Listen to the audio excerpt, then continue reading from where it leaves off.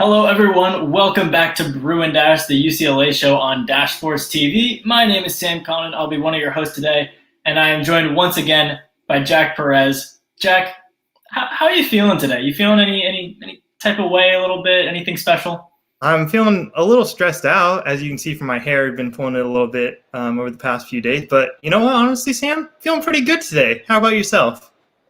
I'm feeling pretty well because first of all, UCLA men's water polo won national championship number 119 for UCLA yesterday. So I mean that puts us both in a good mood. You were there for their championship in 2017. So that's good news. But just went final about 2 hours ago, maybe a little more. UCLA men's basketball is advancing to the Sweet 16 in March Madness, kind of out of nowhere. If you'd asked, depending on who you asked and when you asked, we'll get around to that in a little bit. But UCLA men's basketball beat Abilene Christian today. They won 67-47, and that's after beating Michigan State in the first four and then BYU in the round of 62. So UCLA men's basketball, they're on a tear out of nowhere. We're going to talk about what's changed for them, how they've kind of put together the streak of three very good wins. And then the Pac-12, Colorado's about to lose. Not sure if that game's gone final at this point. But before that, Pac-12 is undefeated in March Madness for men's and doing pretty well on women's too. But especially on the men's side, they've been getting disrespected all year in the polls, in rankings, and they put together a pretty good showing. So we'll break that down for you. And then we'll take a look ahead. UCLA in the Sweet 16 will either play Alabama or Maryland. That game's coming to a close now with Alabama up. But we'll see what happens there. We'll try to project a path and see what lies ahead for the Bruins. So if you're watching live, you have any thoughts, make sure to leave them in the comments below, in the replies below, wherever you're watching, and we'll get around to as many of those as we can. So, Jack, let's start things off with this string of three straight wins. UCLA's in the Sweet 16. How did they get here? What's gone right for them? And how are they a different team than they were a week ago when they had lost four in a row? Well, let's just get it out of the way now. UCLA's playing like they have something to prove. They didn't play like that for the last couple weeks of the regular season and into the Pac-12 tournament. It seemed like they almost thought it was their destiny to win the Pac-12. You know, USC was dropping those games. UCLA was coming out nail-biter after nail-biter winning. And then all of a sudden they get to Colorado and they look shell-shocked. They look like the Colorado team is really trying to prove themselves. The Oregon team, when they went up to Eugene, was trying to prove themselves. USC was trying to bounce back. Oregon State had something to prove and is probably one of the hottest teams right now in the country, if not the hottest team. So UCLA just ran into stiff competition. Then they hit the tournament, and Mick Cronin must have lit a fire under these guys because in March, it's one and done. And March is where legacies are defined. You know, no one thinks that coaches are great because they have a lot of regular season wins. No one thinks John Wooden is one of the greatest coaches of all time. Mike Krzyzewski is one of the greatest coaches of all time because they win a lot of regular season titles. They win a lot of conference championships. They win a lot of conference tournaments. No, those guys are legends because they win in March, and they win at March Madness all the time. That's what Mick Cronin was probably trying to convince these guys, is that, hey, let the past 2 weeks go. You know, they played well in a lot of those games, but they faltered down the stretch every single time. They just look like such an improved team. And where I've been really impressed is their defense on the inside. They've gone up against two teams with 7-footers in the past two games, and they've almost completely locked them down. It seems like every time one of those guys touches the ball, unless it's a really quick grab and shoot, they're hounding them. They're batting the ball away. They're getting aggressive on the inside. I mean, Abilene Christian, not the best offense. We all knew that. We knew that coming into the game. We even knew that their game against Texas, they only scored a little over 50 points, but they got a win because they forced 23 turnovers. All of a sudden, this UCLA team, while they weren't super turnover prone during the year, they've had games where they've just thrown the ball away time and time again, and they had potential for that to happen again tonight against the Wildcats. But they held onto the ball. They got shots up. Sometimes they were pretty, sometimes they weren't, but at least they were getting shots up, and that was a real big factor tonight. Sam, what was the thing that impressed you the most over these three wins? I think a lot of what you're saying is on the right track, how they turn things around as a team. It is the big men, whether it's Cody Riley on defense, Kenny Nwuba really playing good minutes against BYU, and holding on to the ball. There's a lot of big things across the whole team that have helped them put together 3 wins in a row. But the thing that's maybe surprised because we all knew he was a good scorer, but I think has been integral to their success has been Johnny Juzang. He had 23 points, then 27, and then 17 tonight. That you can't ask for much more from your leading scorer. And we talked about it earlier in the season. What the weird thing about Johnny Juzang and his success was that when he scored more than 25 points, UCLA was something like 1-3 heading into the Pac-12 tournament when we were talking about it. And then you look now, and they're winning these games. They're winning these games, and he's shooting a lot, but he's shooting efficiently. And the reason that his points didn't lead to wins back then, but they are now, I think is because he's working in the flow of the offense. The team ball movement is really good, and they're working to get him the ball. And it's not just him playing hero ball. And while he can be good at playing hero ball and he can put up points, usually throughout most of the season, when Johnny Juzang goes off for a lot of points, it means the rest of UCLA's offense is playing poorly and they're using him as a crutch. Now he is part of the offense. The offense is collectively one there, and Johnny Juzang scoring is a part of that. It's not a separate thing. And I'm not saying he was being selfish before. It was just the way that the team works together on that side of the floor for a stretch towards the end of the season. But now it's just all meshing. It's going really well. He's shooting well from 3. He's really nailing those dribble pull-ups in deep mid-range. That's going great. So Johnny Juzang, even though Jaime Jaquez has been playing great, he had some great games. He was averaging 20 before tonight, and he's been playing great defense. I would probably say that Johnny Juzang is the MVP through 3 games, and he's the main reason UCLA is where they are right now. Yeah, and when he's a spot-up three-point shooter, instead of having to create his own shot, time in, time out, he looks really good. And he especially looks good when he's able to do that and then get back on defense and set up. Not the best at transition defense, but when he is in the zone and locked in, he's not a great defender. Not, just a world beater like a Jaime Jaquez is, but he's a good defender. He's surprisingly long, and he's pretty quick. We got a question here in the chat. It says, thoughts on Jules Bernard's performance in the tournament so far? I've been pretty impressed. He didn't put up a lot of points tonight, but he was part of the 3J attack against BYU with Johnny Juzang and Jaime Jaquez.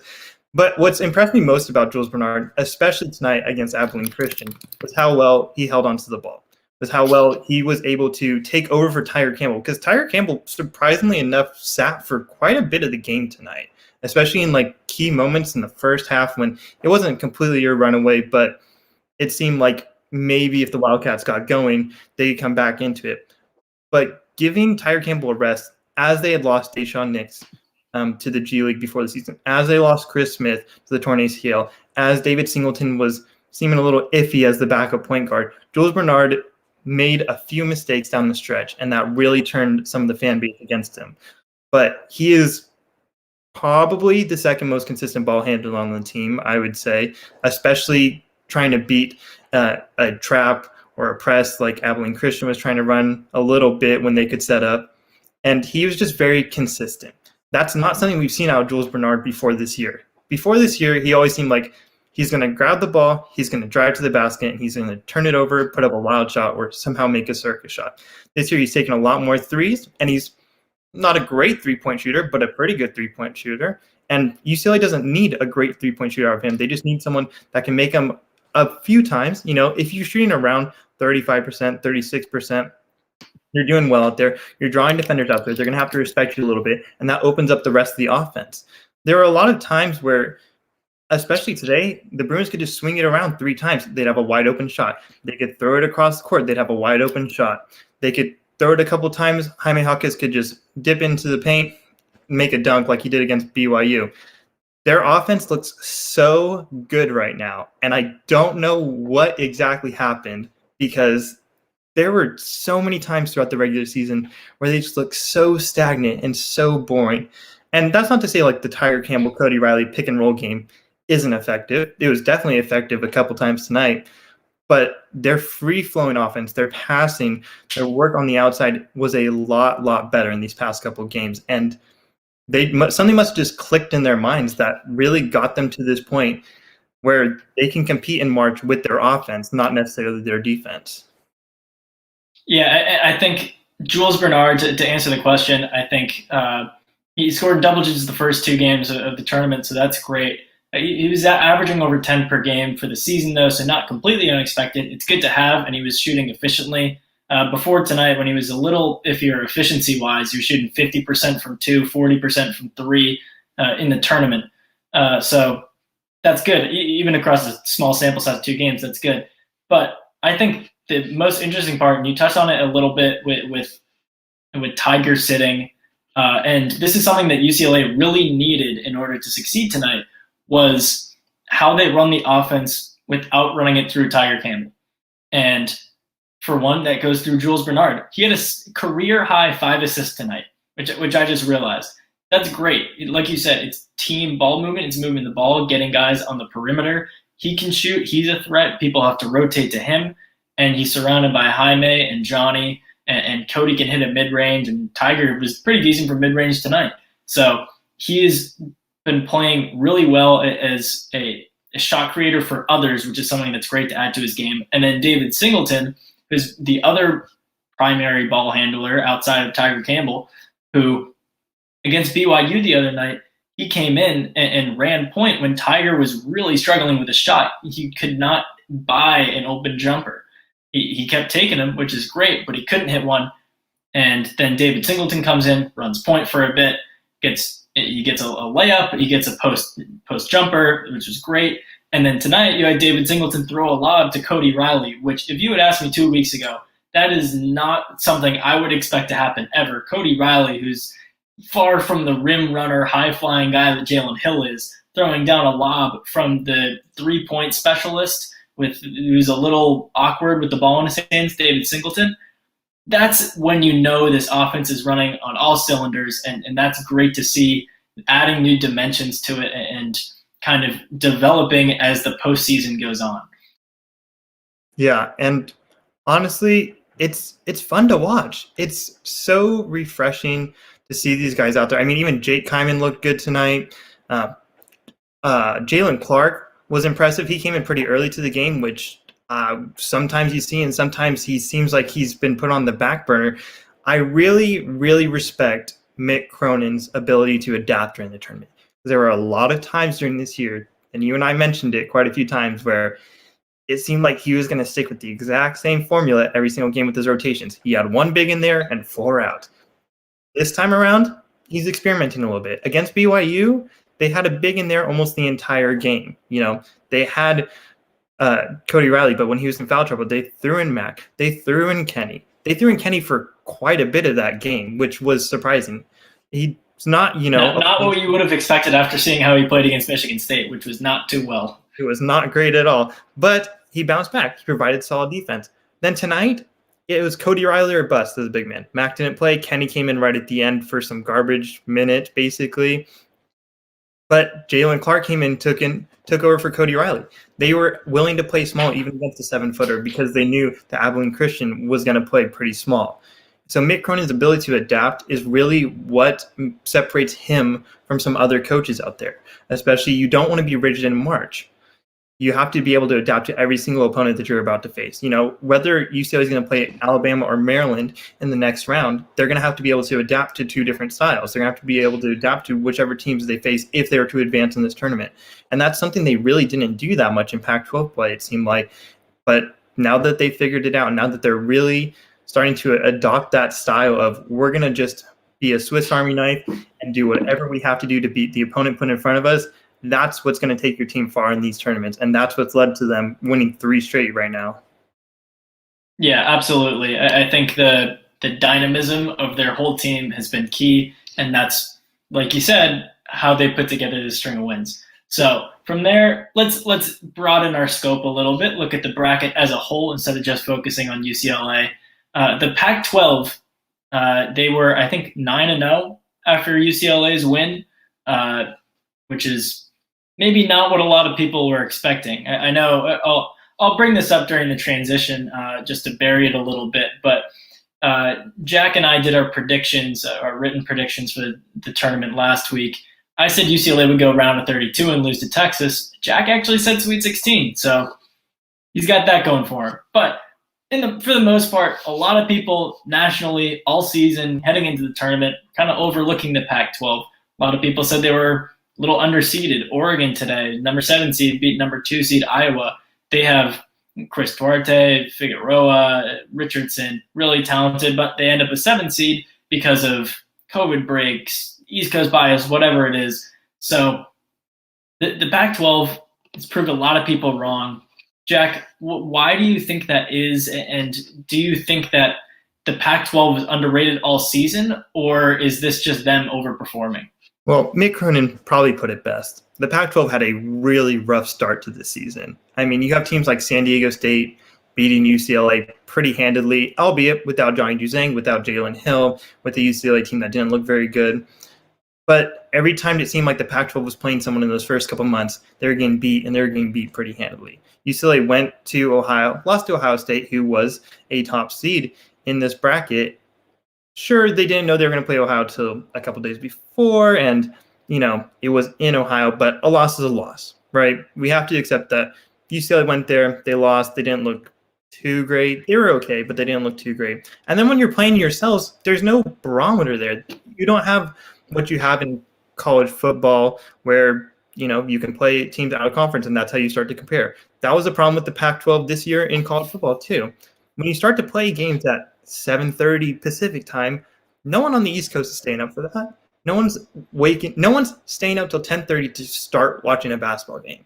And I mean, there's a good reason for that. There's no need to. You have to go to work in the morning. You're not going to be staying up till almost 1 a.m. watching UCLA play Arizona State. As good as a game as you and I know that is, Sam, that's not always particularly thrilling for an East Coast audience. And then how are you going to sell a Washington State versus Utah game to them? I mean, no disrespect to those two programs because they know how to pull out wins. And all season they were pretty solid, but no one on the East Coast is watching that. So if you have like a Rutgers versus Maryland, 2 NCAA teams versus Oregon State and USC, who are also 2 NCAA teams, but only because Oregon State made a run through the tournament, it's just East Coast bias. That's how time zones work. I understand the Pac-12 wanting to get West Coast eyes on the games, and by doing that, you need to put your games late in the day.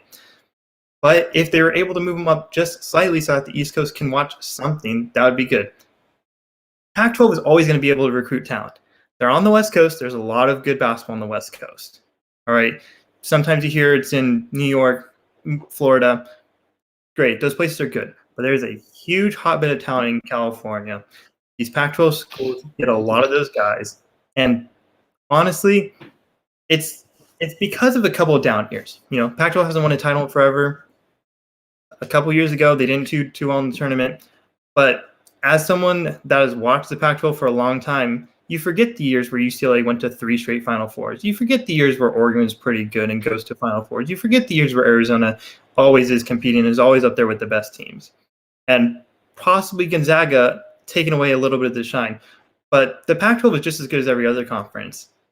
And they just need to prove it year in and year out. And this year, they're definitely proving it. Yeah, and I'll just say, talking about the East Coast bias, I am from the East Coast. You're from Southern California, Jack. I'm from the East Coast. I know what it's like. Back when I was a senior in high school, it was Lonzo Ball's freshman year at UCLA. Back when he was the hot new thing, and everyone was talking about him. I watched UCLA play Kentucky on CBS Sports Classic on that day game, and then I didn't watch another UCLA game until March Madness.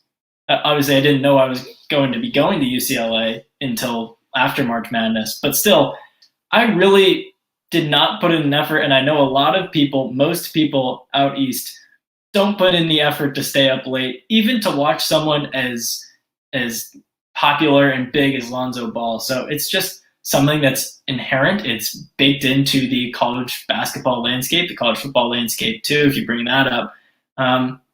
It's just the way the system works. The Big Ten will eat itself alive, and people will say, oh, yeah, look at that. They eat each other alive because they're so good. Like, it's just such a grueling trip through the Big Ten schedule. And then the Pac-12 kind of eats each other alive, and then it's because they all suck. I mean, only like they're just not even that good at a national level. But then they come out and you put 3 in the Sweet 16 or maybe 4, and you try to prove some people wrong. And maybe for this week you do prove some people wrong. But the sad thing is, at the beginning of next season, we're going to be back to square one. It doesn't really matter what happens. Gonzaga could win it all. Oregon could win it all. UCLA could make the Elite Eight, or Oregon could go on a Final Four run. It doesn't matter because people aren't going to stay up till 1 a.m. to watch Wayne Tinkle coach against, I don't know, Mick Cronin. We're 2 really good coaches. Mick Cronin's a great coach, and Wayne Tinkle's a really good coach. But coaches aren't really drawing eyeballs. Even talent like Lonzo Ball or Duarte aren't drawing eyeballs when most of the people who you want to be talking about your team are asleep. Yeah. And I think one of the bigger problems, too, is the fact that the Pac-12 hasn't had a champion. Because, we might put 4 teams in the Sweet 16, and then at most, unlike what Bill Walton wants, there's only going to be 3 in the Elite Eight because USC would end up playing Oregon if USC is able to win, which they are currently up by 11 right now on Kansas. I'm at 23-13 with 6:07 left in the first. Are you ahead or am I? You're slightly ahead. Okay. It's 23-14 now. Watch out, Trojans. If USC is able to win that, if UCLA is able to continue the run, if Oregon State is able to continue the run, if Oregon or USC makes a big run, that's great. But people remember champions. The SEC looked good for a few years because they had Kentucky. So every team had to play Kentucky, and that was a big barometer. The ACC looked pretty good because they had Duke and North Carolina. And when those teams were pretty good, they lifted up the whole league. When you have national champions, when you have teams competing in the national championship game, you look a little bit better. Michigan for the Big Ten was pretty good in the 2010s a couple times. But did they win a national championship? No. And now the Big Ten still has that stigma of, can they win a national championship? The Pac-12 still has that same thing. If you don't have a national champion in your conference, you're looking a little bit worse, no matter how far you can send these teams. Because, USC could get to a Final Four. Oregon could get to a Final Four. But they still were a 6 or 7 seed this year. And if they bounce out pretty badly to any other team in this bracket, that's not going to be remembered well for the Pac-12. Getting a champion, though, that's going to last forever, and that's going to put a huge bump for the team, especially in the next few years. Yeah, I will say, though, it's weird. It shouldn't be weird, but it is. Watching these games on CBS and TNT, TBS, all the Turner Sports networks, with all the national teams broadcasting it, all the big names calling these UCLA games. You got the halftime show with Charles Barkley talking about UCLA. It's funny how that just has never happened. Not never, but for the most part, over the last 3 years, 4 years really, UCLA has not really had a presence on the national stage. And now that it's actually making some kind of a run in March Madness, you get a little bit of that. It shouldn't be weird because UCLA is a top 5 brand in college basketball. But it is that way. It's weird. Maybe it's Pac-12, it's the West Coast, it's the Pacific time. It's a combination of things. But at the very least, it's good to see that UCLA and the Pac-12, even teams like Oregon State, who weren't even going to be in the tournament in the first place, they're all getting their time to shine. I wish it could last a little longer and be more permanent. I don't have that kind of hope, but it's good to have for the moment. So all of that considered, let's move on to the road ahead for UCLA. Looking at the Alabama-Maryland game, it's about 8 minutes left in that. Alabama's up 76-55. So anyone hoping that UCLA could face another double-digit seed in the Sweet 16 doesn't look very likely. Probably not at this point. Almost definitely not. I don't know about a 21-point comeback in 8 minutes, but you never know. For now, though, let's assume that UCLA is playing Alabama. That would be a hard matchup. UCLA avoided Texas thanks to Abilene Christian, but they run into Bama, a 2 seed, SEC tournament champs, and regular season champs, I believe. Jack, what do you see in that matchup, and how tough is that going to be for the Bruins? I hate when playing conference champions. Conference champions are the worst to play in March because they have momentum. They were able to run through their conference tournament. They only had 3 games, but to win each of those games, and the SEC is a pretty tough conference. I'll give them that. They're a Power 5 conference. They've been traditionally pretty all right. It was Kentucky ruled for a while, but your Alabamas, your LSUs, your Tennessees were doing pretty well this year. I don't like facing conference champions because they got momentum coming in here, and Alabama has been rolling. They won by 13 over Iona. They're up by over 20 right now against a solid Maryland team, but maybe we're seeing the Big Ten decrease a little bit in our eyes right now because of only having one team currently in the Sweet 16, and that is Michigan. But anytime you face a team that could put up consistently over 70, over 80 points, like Alabama has looked like they've been able to do for most of the year, albeit sometimes against weaker teams, that scares me. But UCLA needs to put that out of their mind. What UCLA needs to do is play their game. Make threes, play good defense, play solid defense, I guess. They haven't really played good defense all year, but play solid defense. They proved today that they can play solid defense. You're all right. It wasn't against a great offensive team, but you still have that ability in there. Play well on the other end, make your threes, and make some free throws. I cannot express this enough, how awful it was to watch today. UCLA shooting free throws. I believe they finished 6 of 13. Tell me if I'm wrong there, Sam, but I'm pretty sure that's what it was. Cody Riley was 0 for 4 to start the game. I think their lefties. The first 2 were on and ones too that he could not convert on. That was hard. I think our lefties were 1 for 6 to start the game because I noticed that was a little weird. I didn't know if maybe the basket favored right-handed people a little bit more, but the wind or something. Make your free throws because, maybe you're going to win by 20 points over Alabama. I doubt it. That would be great. That would lead to a lot less stress for me watching the game. But in these close games in March Madness, a lot of these games come down to the wire. You're going to have to take every point available to you. And an easy point to get is a free throw. No one's blocking you. It's 15 feet away. You get a little rest before you shoot it. Convert your free throws. I can say this every single week on this show, Sam, but until it actually starts happening, I'm going to say convert your free throws every time down. You can miss a couple. That's fine. But missing over half is not going to cut it in most NCAA tournament games. Fix that, and I think UCLA has a pretty good shot in that game. Yeah, I mean, it's March Madness. Everyone has a chance, especially once you get to the Sweet 16. You get teams that have won multiple games. The Bruins have won 3 games, so they have a chance. I don't feel great about it, especially because Alabama is about to win by 20. But just to run through the thing you were saying about the SEC tournament champion, in 2019, it was Auburn. They went to the Final Four. 2018, it was Kentucky. They went to the Sweet 16. 2017, it was Kentucky, and they went to the Elite Eight. 2016, it was Kentucky, and they only went to the second round. But in 2015, it was Kentucky. They went to the Final Four. 2014 was Florida, and they went to the Final Four.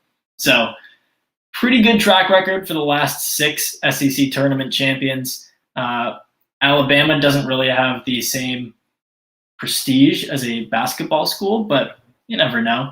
And one more thing to add on maybe a little hope for UCLA fans is you're talking about the conference tournament champions and how you don't want to play them. How about Illinois? Didn't go too well for them. They won the Big Ten tournament, but Big Ten might be a little bit of a fraud, or maybe that tournament win in the conference hurt them or doesn't help them as much as we think.